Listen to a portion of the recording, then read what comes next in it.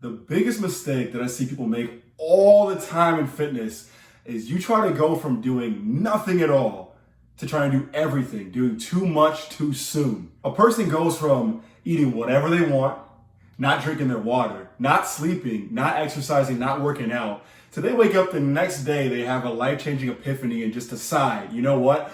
I'm gonna walk every day. I'm gonna work out 5 days a week. I'm gonna do keto. I'm doing no carb. I'm gonna drink 2 gallons of water a day, right? I'm gonna measure all my foods. I'm gonna weigh myself every day. And that might sound great for about 2, 3, 4, maybe even 8 weeks. And that's the problem with our industry, is everything is a solution for 8 weeks, 10 weeks. But what about forever, right? What about a year from now, 2, 3, 4, 5 years from now? Because what happens is a person does really well for a month and they have one bad day. And that one bad day becomes one bad weekend. And that one bad weekend becomes one bad month. And eventually a person gets discouraged. They look up and say, you know what? Maybe I actually don't deserve to be healthy and fit. It's not for me. I'll never be fit. I'll never be the person who has the body that I want. I'll never be that. And they start to resent it. And suddenly what began as one bad day becomes a lifestyle for that individual. So instead, I recommend the opposite approach. When you have that epiphany, when you have that big moment that's like, you know what? I'm gonna make this big change. I want you to make that big change, but start small. I want you to sit there and pick out one goal that you can commit to. So for example, a lot of times a client will come to me getting ready to start and they think I'm gonna give them this big, massive to-do list of things to do. And instead, I'm like, okay, cool.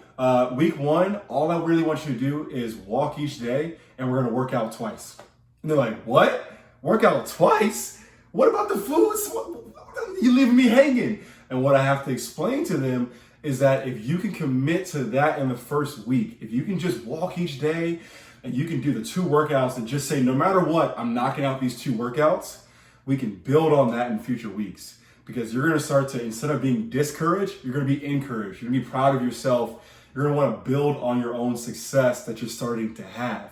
And so for me, I'm an advocate for start with a few small goals. Honestly, I say start with one goal. For you, that could be, I'm gonna drink a gallon of water every day. Or go even smaller, it could be, I'm gonna have water with every single meal. For another person, it could be, I'm gonna have a protein with every single meal.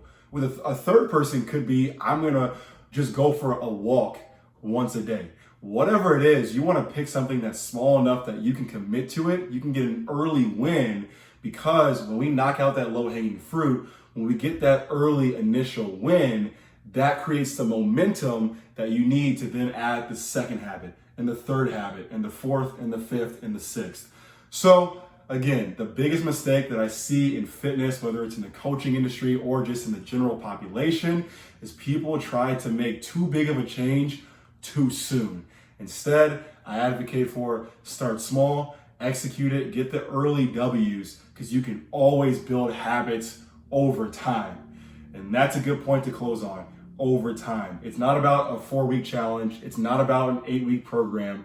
It's about, will you still be having the same struggles, the same problems, the same fears, the same conversations a year from now, 5 years from now, 10 years from now?